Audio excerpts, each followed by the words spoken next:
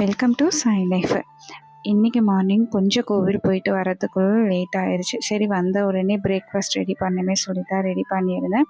பசங்களுக்கும் பசி எடுக்க ஆரம்பிச்சிச்சு. சரி சொல்லிகிட்டே இருக்கானுங்களே சொல்லிட்டு கடகடன்னு ரெடி பண்ணிகிட்டு இருந்தேன். கொத்தமல்லி துவையல் தான் ரெடி பண்ணியிருந்தேன். ரொம்ப சிம்பிளாக டேஸ்ட்டாக ரெடி பண்ணிடலாம். மோஸ்ட் ஆஃப் ஆல் இந்த கொத்தமல்லி துவையல் தேங்காய் தேவைப்படாது. அதுக்கப்புறம் இது நீங்கள் தோசை, இட்லி, சாதம் எல்லாத்துக்குமே வச்சு சாப்பிட்லாம். ரொம்ப நல்லாவே இருக்கும். சிம்பிளாகவும் ரெடி ஆயிரும். வாங்க எப்படி பண்ணலாம் பார்க்கலாம். அதுக்கு கடாயில் எண்ணெய் ஊற்றி உளுந்து, காஞ்ச மிளகாய் இதெல்லாமே போட்டு நல்லா வதக்கிங்க. ஒரு சின்ன துண்டு இஞ்சி, அதிகபட்சம் இதுக்கு சின்ன வெங்காயம் யூஸ் பண்ணிங்கன்னா டேஸ்ட் ரொம்பவே நல்லாயிருக்கும். சிம்பிளான ரெசிபி தான், நீங்கள் டக்குன்னு செஞ்சிடலாம்.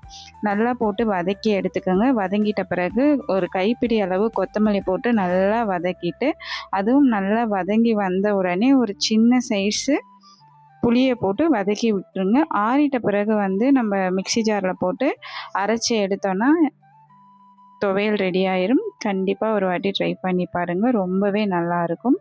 அடுத்த வீடியோவில் சந்திப்போம். தேங்க்ஸ் ஃபார் த வாட்சிங்.